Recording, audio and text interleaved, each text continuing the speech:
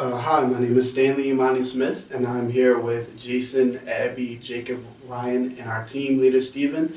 And today we are Team Viva La Coldplay, and we are here to discuss why we believe that Coldplay will be the best band moving forward. So today for our agenda, we're going to be talking about their prior success, their financial success, their low risk and their stability, their adaptability, their creativity, as well as their emotional appeal to their fans. So first we start off with the slide Speed of Sound. This basically talks about their prior success and why we believe that they will be successful moving forward. They have received 8 Brit Awards, which is like the British version of the American Music Awards, 5 MTV Music Video Awards, 4 Billboard Music Video Awards, in addition to selling over 60 million copies worldwide and having won 7 Grammys. Now for their sales, their newest album, which just released in May, called Ghost Stories, has sold over 375,000 copies worldwide, which is currently the most in the entire world and the most for album sales generated or creating revenue in 2014. They were also #1 in attendance for their concerts in 2012 with a box office revenue of about $99.7 million, and their Viva La Vida tour has generated $247.24 million. Now I'm going to pass it off to Jason, who is going to talk about low risk and stability. Alright, thank you Stanley for those great points and introducing the group. I'm Jason Slayer and I'll be talking to you about low risk and stability, which is one of the main reasons for why we believe that Coldplay will be one of the greatest and long-lived rock bands. So to start off, all the members in the band currently have no outstanding criminal records. Also, the band members have no history of substance abuse, and to go along with that, none of them have mental disorders, which helps them stay even-keeled throughout their lives and throughout their music as well. So with their media presence, they all like to maintain a very low profile. There's not much of them going outside of the box, and what a lot of them do is basically just promote their band, and a lot of times what they'll have is videos or new songs that they have recently come out with. And moving forward, we wanted to make sure that with those ideas in place, why it's important that they are able to sustain those things moving forward as well. So bands such as Nirvana, who tragically fell apart, they had a long line of drug abuse and mental stability was not all there. With Coldplay, however, we believe that since they are able to sustain a long and healthy life, they will be one of the greatest rock bands and will not be the demise of the band. Also, the band is very charitable, which we believe is very important. We think that when people see that they're willing to give back, that they'll also be more likely to like the band because they see that charity is one of the greatest things you could do as a person. They're great people overall, and they're all philanthropists. So currently they have over 25 main charities, which include Stand Up to Cancer, which is becoming one of the most popular ones today. They're also a part of the Mercy Corps, which goes to other countries and gives them relief, especially when there's a hurricane or an earthquake or anything that is an environmental disaster.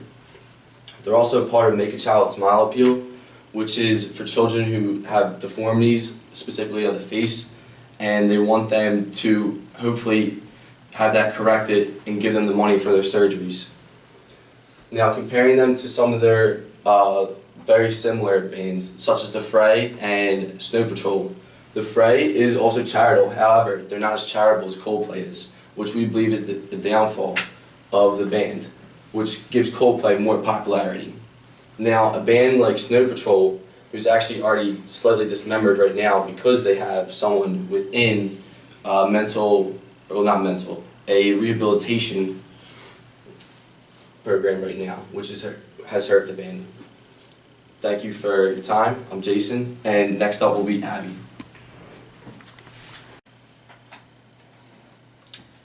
Thank you, Jason, for those great points regarding their low risk and stability in comparisons to other artists. I'm Abigail Mary Snowpeck, and I'm talking about adaptability. One of the best things that makes Coldplay adaptable is the fact that they're compared to U2. U2 has gotten many compliments over the years for how they've adapted with their music. Coldplay has maintained artistic integrity with their music. They constantly write their very original own songs. They've retained total control over their musical production by refusing to have their music in advertisements and films. Chris Martin describes Viva La Vida as a complete change for the group, and that's great because they've already shown adaptability in the past music. I'm now going to talk about creativity. In addition to writing for Coldplay, Chris Martin, the lead singer, has written for many different acts. He's written for Nelly Furtado in her song All Good Things Come to an End. He has worked with Jay-Z for the song Beach Chair in 2006. He has also worked with Swizz Beatz and Kanye West. Since Martin has contributed to such a large amount of clientele, this is great because that means Coldplay can reach many different sets of audiences, not just the one that they're typically known for. I'm now going to pass this on to Ryan. Hi, I'm Ryan Stroka. I'd like to thank Abby for telling us on Coldplay's adaptability and creativity. I'm here to talk about their popularity and why they will be around for a while in the future. Comparing their social media popularity, comparing them to other bands, we can see that they have them beat in Twitter, Facebook, and Instagram.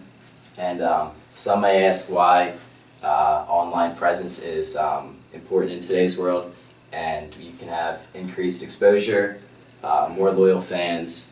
Their online search ranking will go up if they have more followers on these type of social media websites, and it reduces the marketability expense, and most importantly, it improves the sales.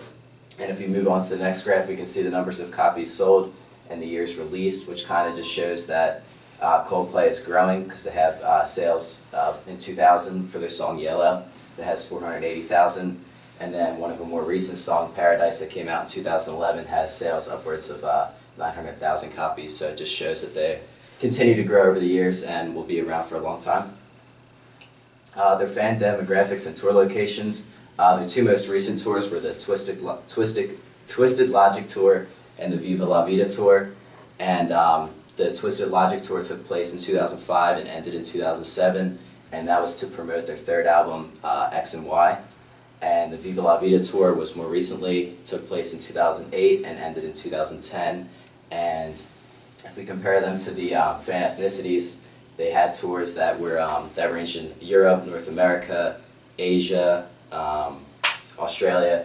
And if we compare this to the fan ethnicities, you can see that they kind of market towards their fans and make tours to suit their fans' needs and to. I think that's it. I only had the two. Okay, cool.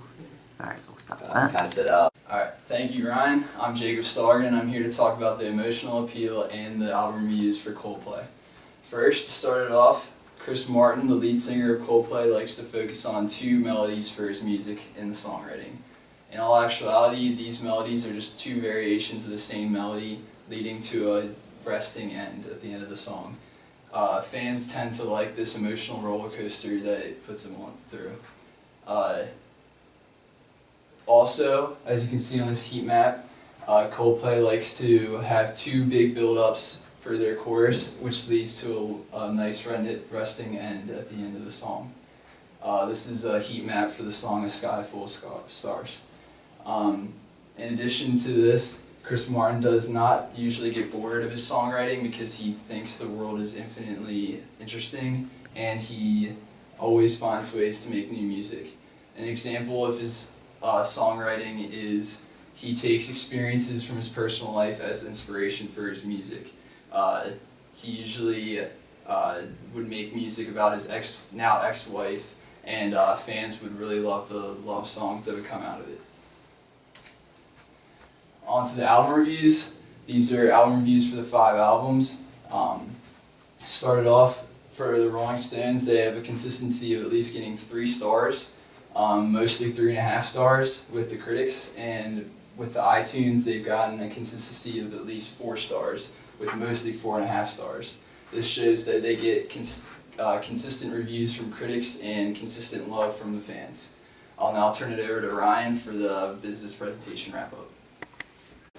Thank you, Jacob. Again, I'm Ryan. I just came here to wrap things up on the longevity and why Coldplay will be around for a while.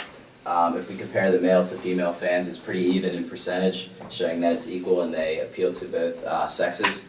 And if we look at their fan demographics, the ages, we can see that the majority of their ages are between 18 and 34, which shows that they kind of grew with the band and are going to continue to grow and buy their music and support the band. And then you still have 26% of the ages to 35 to 49, which shows that they will support them over time. And then we even have fans that are under the age of 18, 23%, showing that they'll continue to grow with Coldplay as they grow. Another reason to determine the longevity and future growth of a band, you got to take in their prior success, their future sales, their past sales, their long range of ages they apply to, and their male and female, who else they appeal to. So, and these are just our sources to wrap things up, showing where we got all our information from throughout the slides.